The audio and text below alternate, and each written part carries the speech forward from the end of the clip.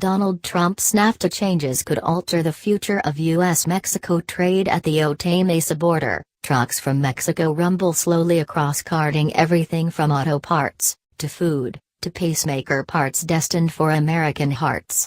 The roads and bridges that link Tijuana and San Diego create the busiest land border crossing in the Western Hemisphere. Almost 200,000 cars, trucks and pedestrians cross back and forth each day. If Donald Trump ends up scrapping the North American Free Trade Agreement, NAFTA, between the U.S., Mexico and Canada, this region would be hit hard. The deal is currently being renegotiated, but Mr. Trump says he will terminate it if it cannot be revised to provide more benefits for the U.S. The uncertainty doesn't help in business planning, says Ernesto Lozano, the CEO of freight company Mexamerica, which runs dozens of trucks daily from Tijuana to the U.S. Photo: Ernesto Lozano says Mr. Trump's anti-Mexico rhetoric has been damaging to business.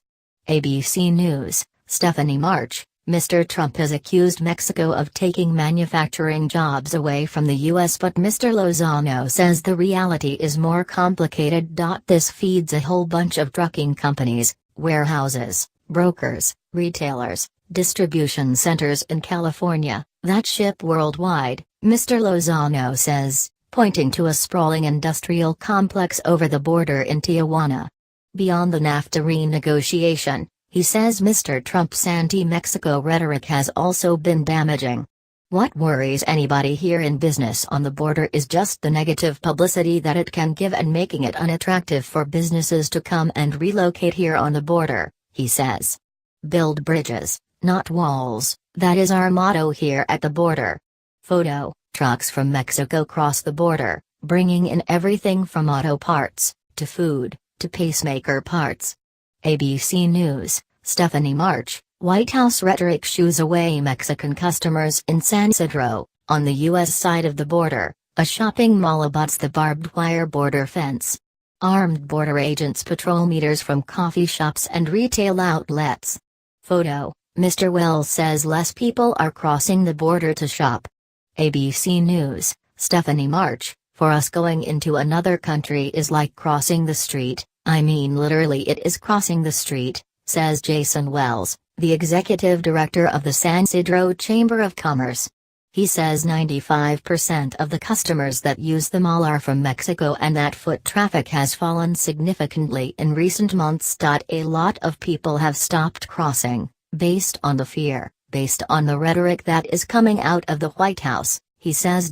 Every day we are hearing things like, oh, they are going after people with certain types of visas, or they are checking everyone's cell phones, or they are going to take your visa away. Instead of having a government that serves the community, we are having to fight against what is coming out of the government. Photo: Jason Wells, Executive Director, San Isidro Chamber of Commerce. ABC News, Stephanie March. Tax on U.S.-Mexico trade would start a war of retaliation. The U.S. Chamber of Commerce estimates 6 million U.S. jobs depend on trade with Mexico. People on both sides of the border breathed a sigh of relief when Mr. Trump announced he was not going to scrap NAFTA outright. There is cautious optimism the pact's renegotiation could lead to a better deal for all three nations and will give them a chance to accommodate sectors that didn't exist when it was written 23 years ago.